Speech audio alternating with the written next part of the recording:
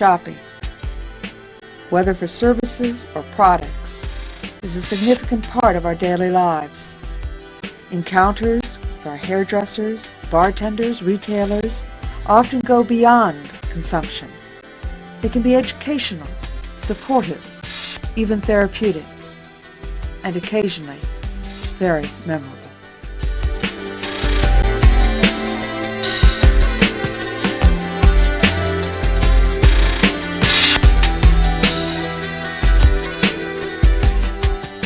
Venus, where every woman is a goddess. That's our motto. Some of the things that we started size larger, 14 and go up.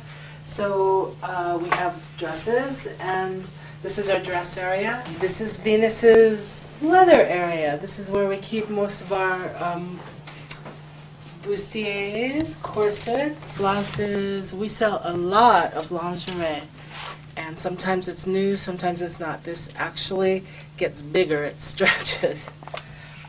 Lingerie is one of the things that women look for first. It was really important when we opened Venus to have comfortable, roomy dressing rooms. So when my friend helped put together the store for me, I had to decide between 3 dressing rooms or 2 big ones, and 2 big ones is the way we went. And there's enough room in here to really have 2 large people in, a bench that you can really sit on. It's not going to crack, it's not going to break, and you also can just feel comfortable being able to move inside a dressing room. If you've ever been in a small dressing room, it's really uncomfortable. Usually I have a bowl of candy here.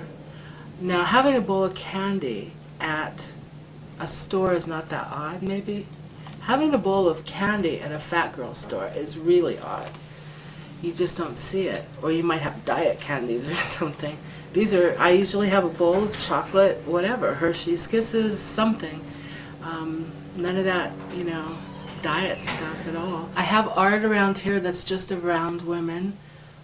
There's art on the walls and little postcards, little pictures only around women. We try to do that so that women can see themselves in it and see the beauty and roundness. The reason why we put the couch in here, it's a couple of reasons. One is just to relax. There's some magazines and you could just take a breather, but it's also to, sort of put together a central point where people can come out of the dressing room and show their friend who's sitting on the couch what they might look like, what the friend thinks.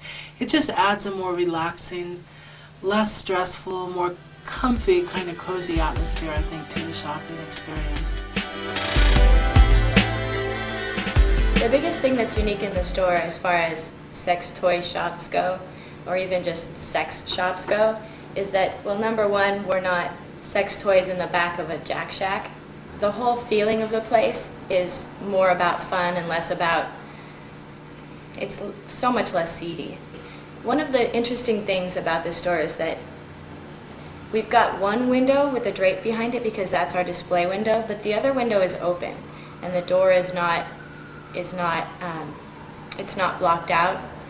And most sex toy shops do block out all the windows and make the door solid color so that you can be anonymous. We really want to fight that shame.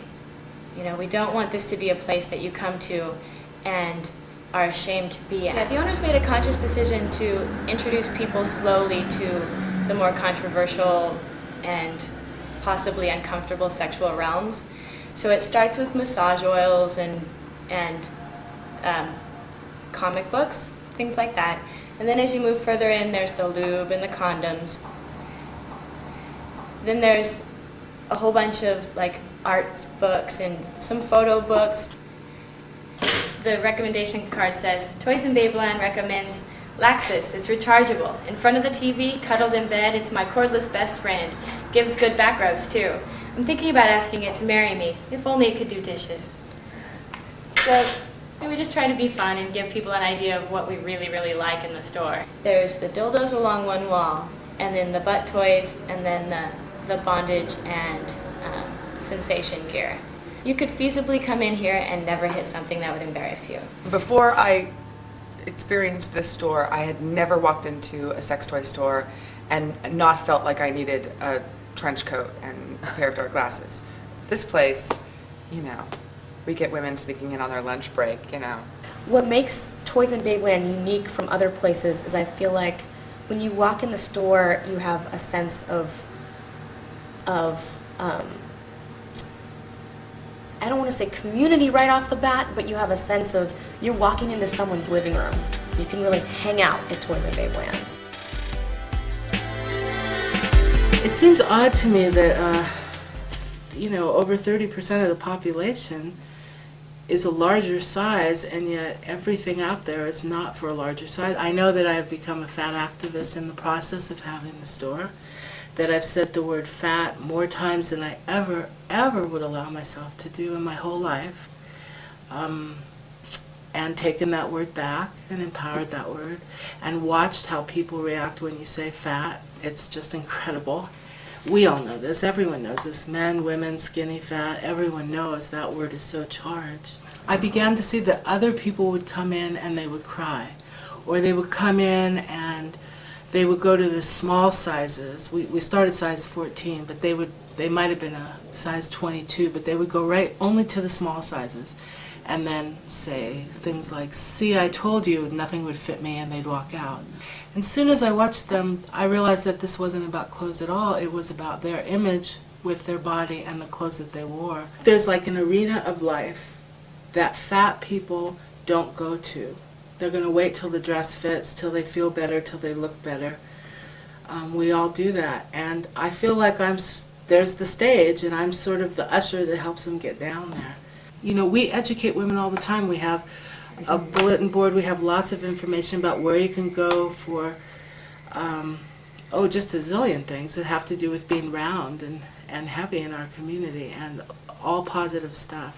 Watching people, watching women especially, shed incredible layers of courage as they try on a bustier or some lingerie or a garter belt made for a 4X and 5X even, and even bigger than that, and watch what happens to them. They don't have to buy it. We always say, you don't have to buy it, just put it on.